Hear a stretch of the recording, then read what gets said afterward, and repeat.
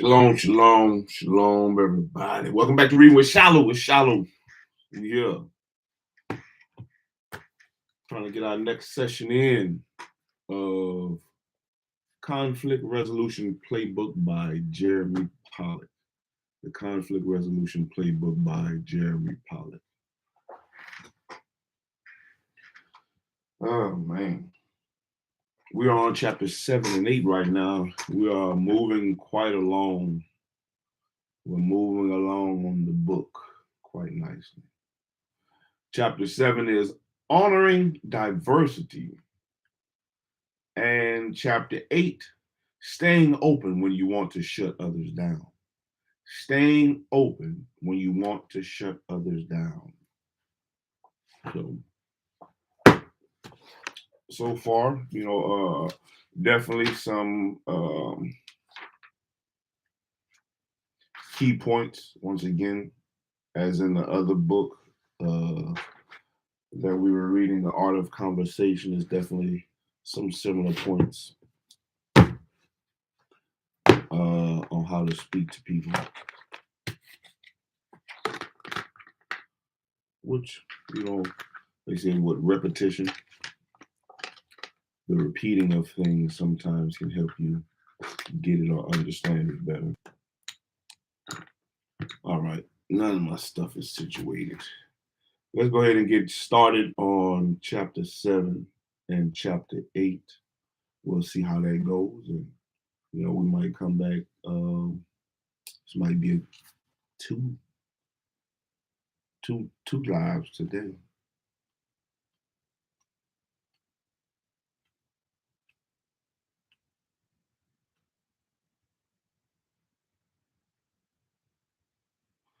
Yeah, this might be 2 lives today. We'll see how I'm reading. 7 and 8 for sure. We might go ahead and do 9 too. We'll see. Honoring diversity. Honoring diversity.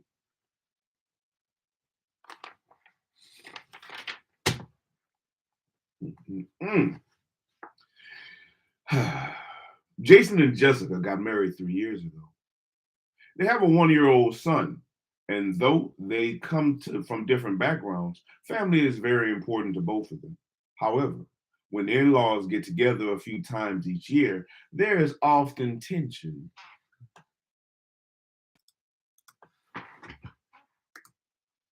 No, son.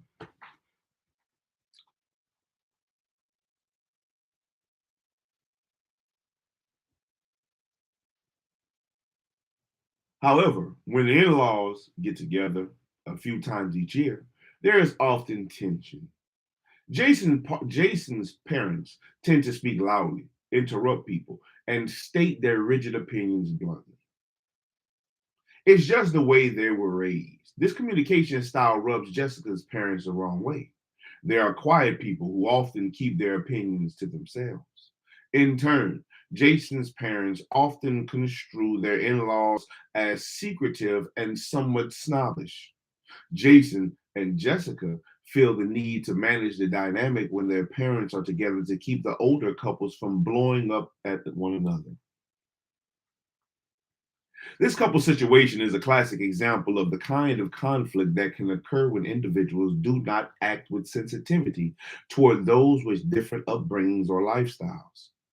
This type of dynamic can occur in all settings, both personal and professional.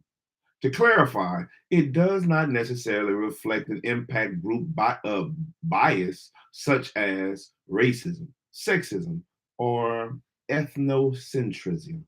Ethnocentrism. Ethnocentrism. Let's see what that is.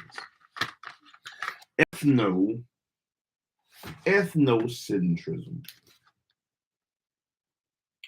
I wonder if that has something to do with your ethnicity. Ethnocentrism. E.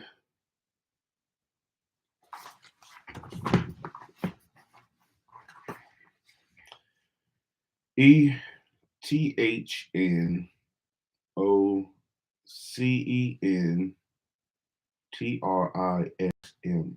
Ethnocentrism. Ethnocentrism. Mm-mm-mm. Ethnocentrism.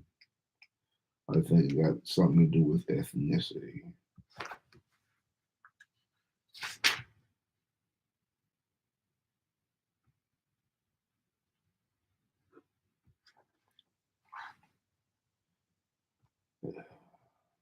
It's not in this one.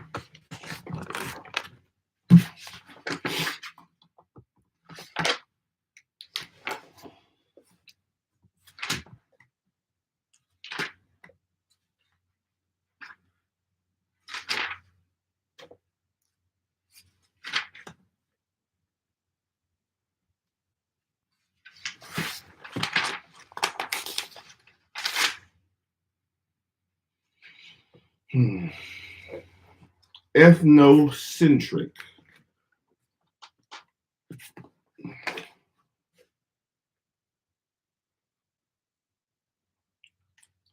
Ethnocentric or ethnocentrism. Characterized by or based on an attitude that one's own group is superior.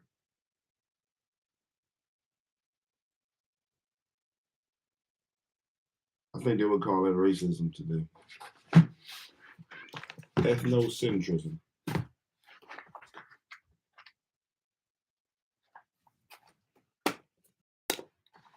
This scenario is primarily based on a difference of communication or personality styles and not on any particular representative styles as they relate to larger groups.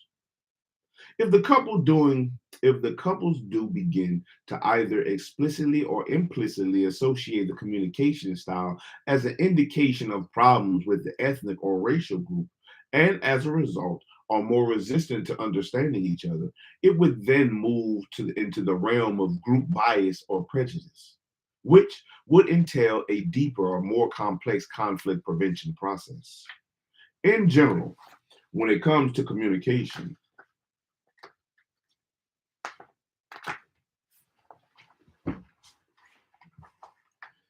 if we do not respect someone's unique socio-cultural background, we may intentionally or unintentionally be discounting or threatening that person's core need for identity. Research published on organizational behavior and human decision processes indicates that when one's identity is threatened, defensive psychological mechanisms are activated, which can lead to conflict, anger, and resentment. Ooh, conflict, anger, and resentment. Preventing conflict, therefore, requires our recognition and thoughtful consideration of others' culturally specific styles and preferences, including those grounded in ethnicity, race, religion, gender, age, sexuality, relationship status, and more. Yes, these may be a lot to consider. And no, we are never going to be perfect, but getting better at representing these preferences and styles will help us avoid unnecessary tension and understanding. Strategy sessions. Think of a time you got into an argument with a friend or family member over a difference of political opinion. Or think of a time someone failed to appreciate your cultural background, or you failed to appreciate theirs. How did it feel? What was the outcome? Could the conflict have been avoided? To maintain or improve relationships, we need to feel a sense of mutual trust, care, and independence, that we are working towards even a small shared goal. Honoring diversity, racial, ethnic, cultural, or otherwise, is much more likely to prevent conflict and yield satisfying outcomes between individuals and groups than pretending those differences do not exist or matter. Ideas for you. If you're interested in becoming more open-minded and improving your relationships with coworkers, friends, and family members of different backgrounds, beliefs, and opinions, the following are a few steps you can take. This process will not be easy. If it is, you're probably not doing it right. However, it will be well worth the effort. Educate yourself. Find opportunities in or near your community to expand your cultural horizons. Try to educate yourself on different cultures and religions. Be cognizant of what you do not yet know or can never know. As often as you can, seek out people with opposing viewpoints, perhaps a friend or family member, and just listen. Do not argue. Recognize any bias you have and do not simply listen to refute everything you hear. Consider their points of view, even if it's just for 1 minute. Let them know you hear them and are trying to understand. When they're done speaking, you are my bad. When they're done speaking, you can say, "Thank you for telling me that. I like to take some time to think about it all." Or you don't really understand. You can ask a few questions in the spirit of curiosity and discovery. I'm reading terrible. Do not ask leading questions that aren't meant to challenge them or provoke a different point of view. Let go of your desire to be right. We all have the desire to be right. Challenge it. Resolve to be right for you and not right for everyone else. If you have trouble with this, ask yourself these questions. Why do I need to be right? What will I get if I'm right? Do I really need what's right for me to be right for the other person? It's possible you are conflating your desire to be right with the need to be right. Aim for mutual understanding rather than persuasion. Never enter a conversation about sensitive issues or beliefs with the goals of convincing someone they are wrong. Not only will you fail, you will likely drive a wedge between the two of you. Your opinion about the beliefs is irrelevant and will likely come off as arrogant or insensitive. Instead, ask questions, learn, and try to understand. Make understanding the primary goal. If you take time to listen and try to understand their beliefs and values, you will likely open the space from them to drop defenses and actually listen to you in hopes of understanding your beliefs and values. Remember that no one cares how much you know until they know how much you care. Empathize on an individual basis. It is far easier to judge or feel angry with a group or an idea that is with an individual person.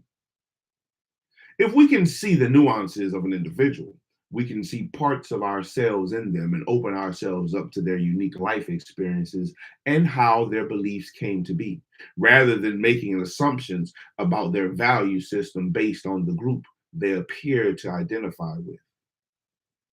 With this in mind, remember that we only see small slivers of anyone else's life.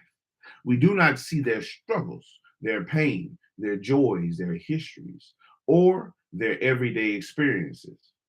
Reflect often on what you believe, especially around potential controversial or sensitive subjects related to culture, race, ethnicity, and politics. Do the work to identify any implicit biases and consider the advantages you may have that others do not when discussing topics relevant to their experience. Remember what you have in common. Remember what you have in common. Do your best to consciously recognize the commonalities you share with other people.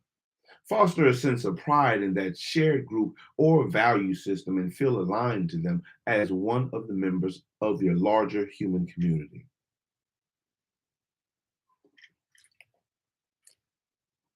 Ideas for your organization. Ideas for your organization. If you're interested in improving intellectual relationships in an organization, there are some creative practices companies can implement to increase the likelihood that cultural or demographic differences are recognized and respected. As examples, here are a few such programs my company has helped design and implement. Safety forums.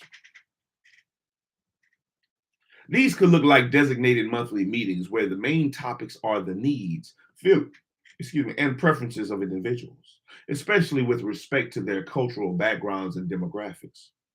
Such forums should be framed explicitly as safe spaces for expression, without the potential for documentation, retaliation, or consequences.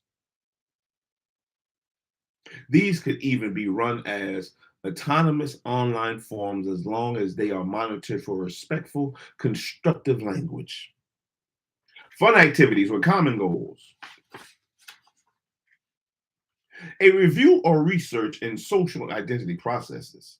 Trends in theory and research suggest that creating shared identities and common goals improves relationships between people of different groups. This might include implementing fun activities to help coworkers from different backgrounds focus on their shared team. For example, you may suggest interdepartmental competitions, perhaps as a fun Friday afternoon game wherein the winning team gets free lunch on Monday. Intercultural or diversity programs.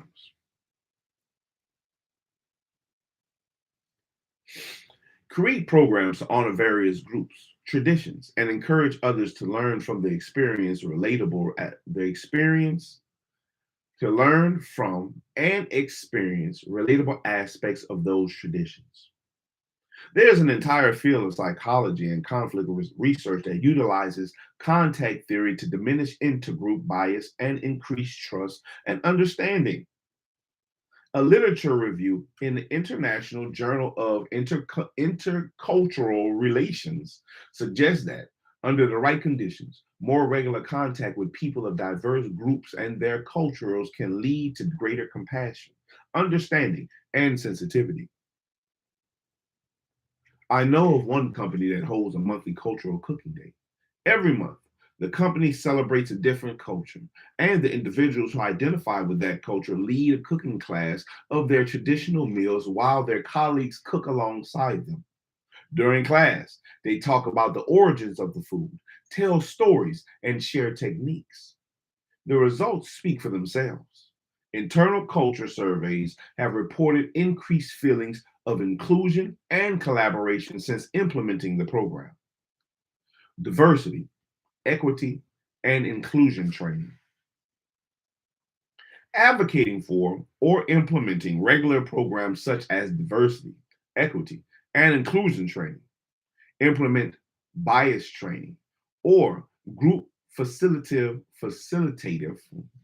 group facilitative coaching can help deepen mutual understanding, resolve power differentials, develop sensitive and emotional intelligence, and illuminate the unique perspectives and preferences of various demographics.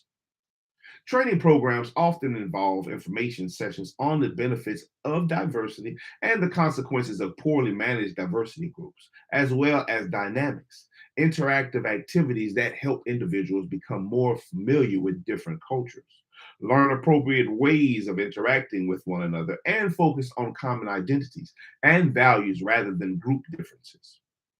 Training and coaching sessions should not be one time events. Rather, they should be administered on a regular basis and ideally accompany safety forums, team building exercises, and creative programs for diversity and inclusion.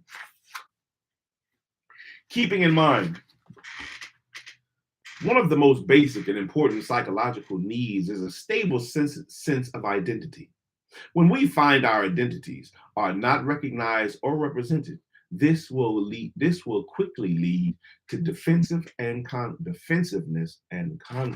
Oh man, come on, Shiloh.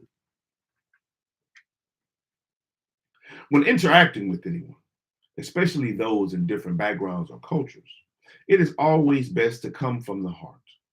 Just be human. with the knowledge that being human means being inclusive. Systems of oppression often underlie interpersonal conflict surrounding diversity. Wittingly or not, workplaces especially tend to reflect the power dynamic and inequities of society, manifesting in ways both macro, such as unequal wages, and micro, such as implicit biases that lead to conflict. Diversity is a vast and complex topic, of which this book only skims the surface. Oh man, that was chapter 7. Thank you for keeping up with me during that bull. And not the words, my reading of that chapter to me. Honoring diversity. Sucked. Oh, my reading sucked. Chapter 8.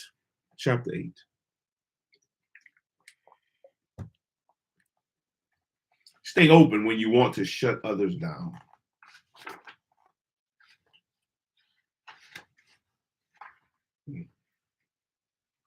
Let's see.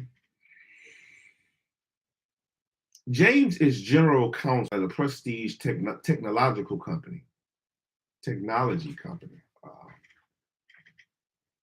He didn't get where he is by being nice necessarily, though he understands that being too dominant or unpleasant can hinder his success.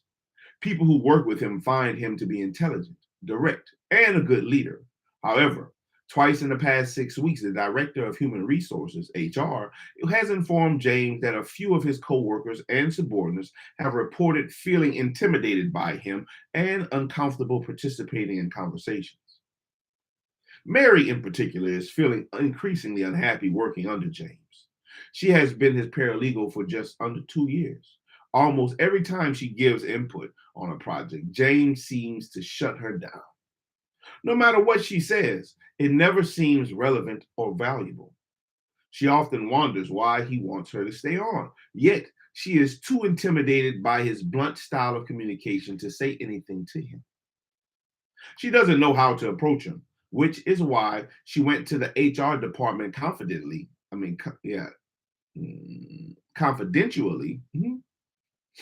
to reveal, I'm pretty sure she wasn't confident in it, but confidentially, to reveal her experience and get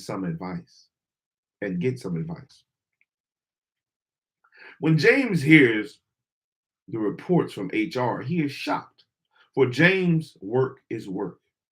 He's never thought about bringing feelings into the office. He wants to get to the point as quickly as possible so he can optimize his productivity. He thinks his coworkers and employees should understand that. Nevertheless, he depends on them and doesn't want anyone to feel uncomfortable. James realizes something has changed. When he tells his wife Audrey as much, she casually responds, "Yeah, that makes sense." James is visibly confused, so Audrey clarifies, "Jim, you do that to me. Remember, last month when I wanted to sign us up for a couples coaching, you didn't even consider what I was saying. You just shut me down and had 1,000 explanations why you were right. Anytime you make up your mind about something, you don't hear anyone else. Not hearing people out or rejecting their ideas quickly will lead people to feel defensive, defeated, and demotivated to engage. On the contrary, staying open to others' ideas generally considers their input, even when you do not agree, and responding to them in the way that conveys you hear them are critically to mitigating conflict. This is the difference between an authoritative style and authoritative style of communication and a collaborative style of communication. I wonder when they're going to get to those. The latter of which is critical for building trust because all people have basic psychological needs for autonomy and identity. Oh, come on. Come on. I need to move. Come on. don't know what it is.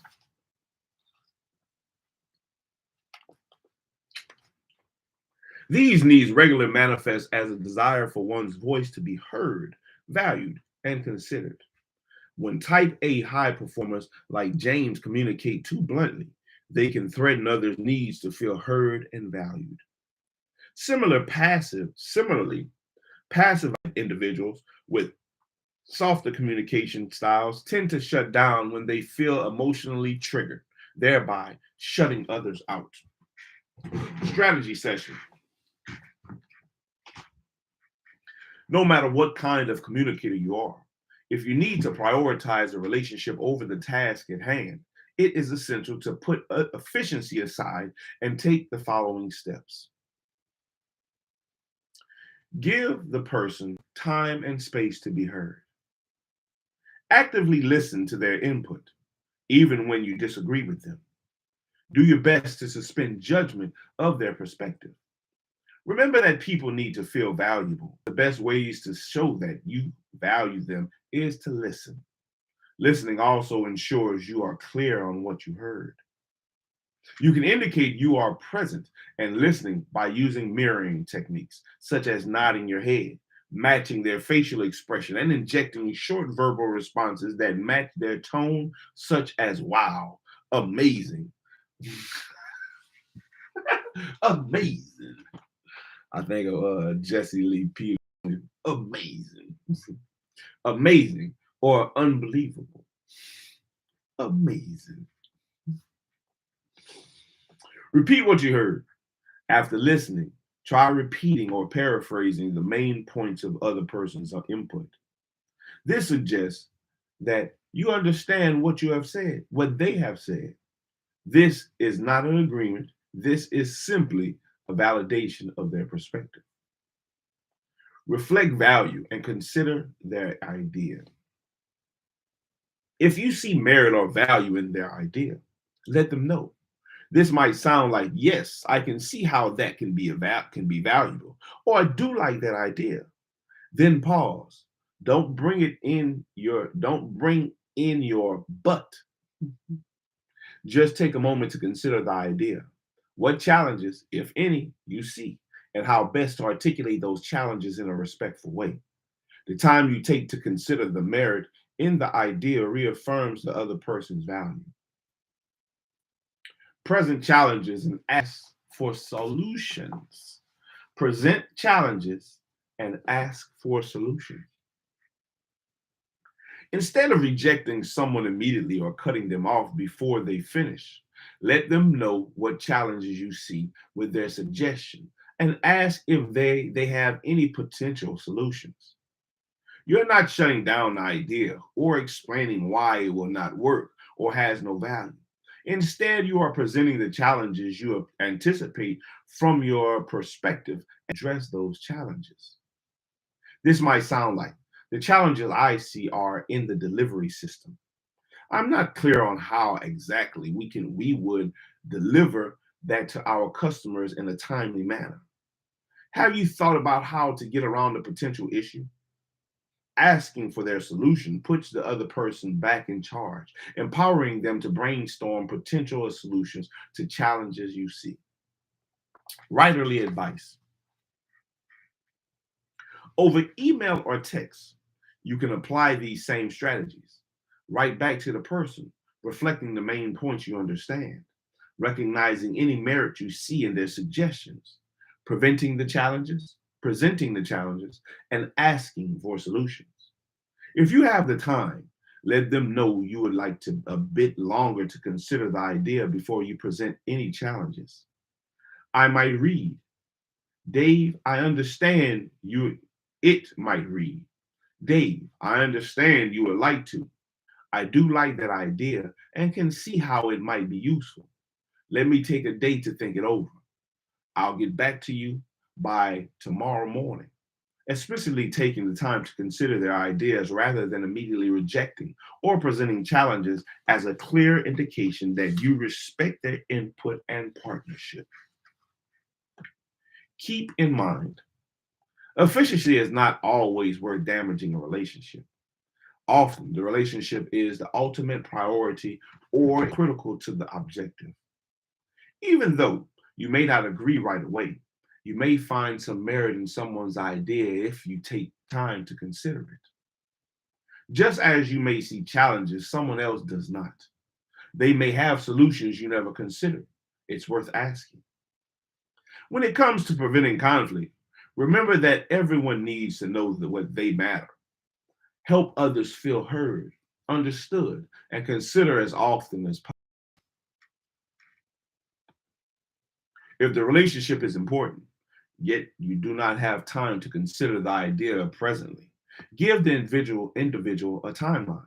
You may say, I really don't want to talk about this idea, but today is so, I really do want to talk about this idea, but today is crazy for me. Can we set up a time on Friday to discuss? How about 3 p.m.?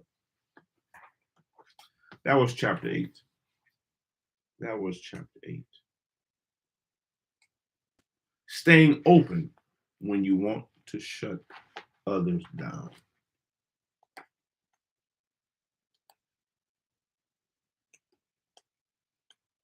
I'm gonna go ahead and do chapter 9 as well, and that'll be that. I think the difference is reading at night to reading at during the day. I think that's the difference right now for me. I think I feel much I don't know the word, man. I feel more confidently reading at night. More confidence, I guess. Uh, Even just listening to myself read now, it just sounds like I have a better reading vibe, I guess, at night.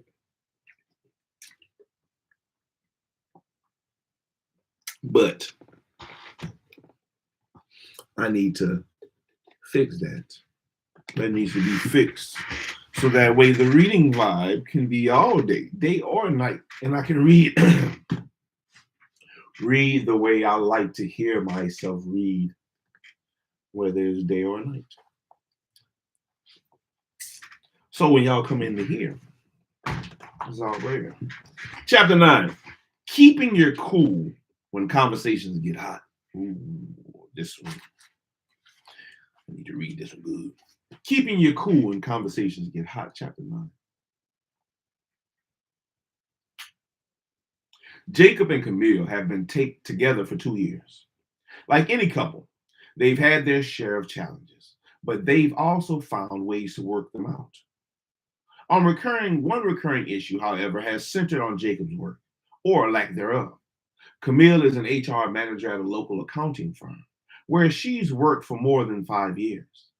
Jacob gets odd jobs here and there, but certainly doesn't have a steady income. In fact, he still aspires to be a touring musician. Though Camille thought that was fun and exciting at first, with the prospect of starting a family soon, his once bright hopes are starting to become a disappointing source of aggravation. Having recently moved in together, Camille has grown more adamant in her demands for a plan from Jacob. How does he anticipate them providing for their future child? He may believe in his music career, but she doesn't anymore. Her rhetoric has become increasingly bitter. Recently, in a moment of heated discussion, she told him, it's time to grow up and start being a man. When she gets like that, Jacob shuts off. He goes quiet and feels mentally hazy, unable to match her level of intensity. Of course, when he stops talking, it only stokes the fire. He doesn't seem to be listening or willing to talk, so she gets louder and more aggressive. He shuts down even more, and the cycle perpetuates. Neither Jacob nor Camille remains cool when conversations get heated. To the contrary, both slip into fight or flight mode. Camille gets angry and aggressive, fight, while Jacob grows cold and distant, flight. Of course, they are both emotional, but their emotions manifest differently. As I suggested in chapter 6, see page 43, people with these two communication styles always seem to find each other. It's likely you've been there yourself. defensive in a conversation, wanting to blow up and scream or shut down and escape. Neither path leads to peace, but leads to greater conflict and resentment. That's why it's so important to keep your emotions in check as much as you possibly can when the conversation begins to heat up. Strategy session. In this section, you'll find some tools to keep cool even when you're feeling triggered. Know your triggers. Recognize your triggers, including the words and themes that set you off. It's key to keeping calm during heated conversations. It is a form of mental emotional preparation to mental emotional preparation that allows you to identify triggers as they occur and disarm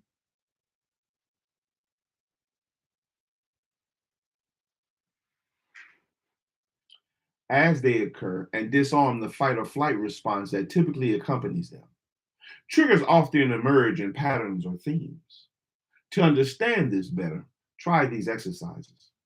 Number one, scan your life for triggering events, starting and moving back in time. Thinking of as many triggering instances as you can and write a title, for example, when Jane called me selfish on our vacation. Number two, then under each title, write out how it made you feel and any thoughts, judgments, interpretations, or assumptions associated with that situation. In this scenario, you might write, I was angry. How dare she call me selfish after everything I do for her? It made me think she doesn't recognize anything I do. It made me feel totally worthless. Totally. I know who don't really speak like that. Number three, next, write out the key words or themes you recognize in each situation. For example, this scenario might result in the following words and themes: selfish, value, worth, anger. Number four, after doing this for each scenario you listed, see if you can spot a pattern to these themes or key words across situations. You might recognize, for instance, that anytime someone calls you selfish or seems to devalue your contribution, it triggers your stress response. Then you'll be better prepared to recognize your own triggers in real time as they occur. And this is the first step towards regulating your emotional state during conversations. Set a commitment for yourself. Set a commitment for yourself.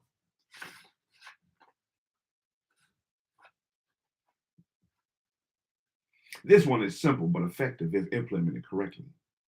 Set a non-negotiable, unalterable commitment for yourself, a boundary that you will not cross.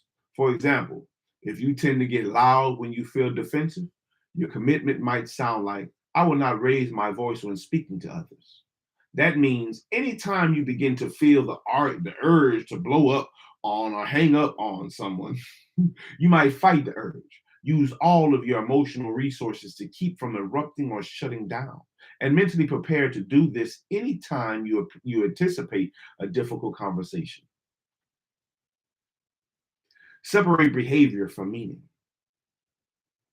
If you're able to stay calm in the moment, even when you feel defensive, you're well on your way to de-escalation. Now prepare to separate the behavior the person is referring to from the meaning they have placed on it. The odds are that you are emotionally triggered not by the behavior they are calling out, but by their interpretation of it. The behavior may be real. For example, you really did interrupt them over lunch, but the meaning they have given is it is a fiction. For example, they took it as you discounting their opinion, whereas you had a meeting to go to and just needed to wrap up quickly. If you can separate the behavior from the meaning, you can focus on the elements you actually do agree and correct the interpretive story the person has created. Recognizing that the story isn't real is a great cognitive technique for keeping calm and preventing the conversation from spiraling into conflict. Take a break. If you feel heated and you do think you can manage your and you don't think you can manage your fight or flight response in the moment, give yourself permission to take a break. Give the other person a time frame as to when you plan to respond so they do not think you are attempting to ignore or reject the conversation. Allowing yourself space to breathe and calm down is more likely to prevent conflict than staying in the conversation and losing your temper. Keeping in mind, breathe. One useful breathing technique that is practiced by biofeedback and mindfulness practitioners involves counting two, two, four, two. That is, observe 2 counts during inhale, 2 counts to hold the breath at the top, 4 counts during exhale. Slow the breath out, and 2 counts of holding the breath at the bottom. Repeating this breathing sequence until you feel calmer and ready to engage a conversation. 2, 2, 4, 2. When you are emotionally triggered, a host of neurobiological mechanisms flutters in your nervous system, making it impossible to converse effectively.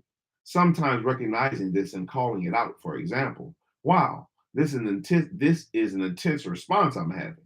It's helpful in separating your conscious thoughts from your unconscious feelings you are experiencing. In other words, do not live in a defensive state, but try to notice it, call it out, and separate yourself from it. If you are having trouble managing your emotions, try creating visible reminders for yourself. Above my personal computer, for example, I have posted the 3 qualities of peace builders' mindsets: calm, caring, and curious. That way I stay reminded of my target mental state anytime I'm engaging in a difficult conversation. What message or mindset would be helpful for you? Write it out, keep it simple, and post it somewhere you'll see it regularly. That was chapter 9. Keeping your cool when conversations get hot. And I wanted to finish reading that because I just wanted to read chapter 9 because we're going into part 3. That was the end of part 2. We're going into part 3, which is strategies to resolve conflicts once they start. And we'll come back the next time with chapter 10 for sure. Separating behavior from interpretation. And chapter 11, knowing when and how to offer support.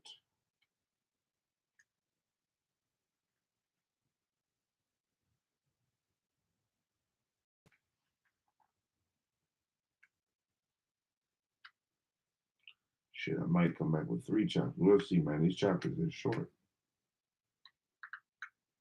But anyway, despite the chapters being short, once again, man, we're moving right along, man. We're about halfway through. We're about halfway. We're about halfway. Halfway through the book, man. This is what we got left to read right here. Man, I appreciate y'all. Thank y'all for whoever comes back and watches this later, man. Thank you for putting up with my terrible reading today. I think it's reading during the daytime. I don't know. Oh, man. Tired. Feel like I was stumbling over a lot of stuff.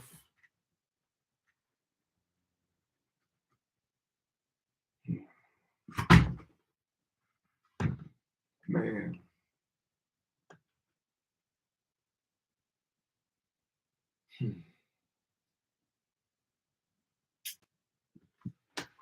Wait, yeah. Well, anyway. Yeah, I feel like I was stumbling over a lot of words. We'll see. I'll try to come back tonight and see what's up, man. Maybe we'll get another session in later on. I said today might be a 2 a day, 1 and 2 a days.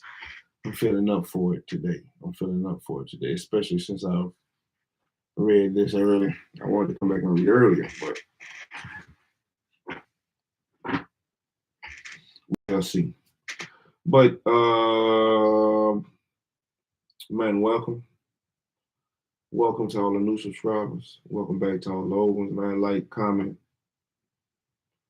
tell your people.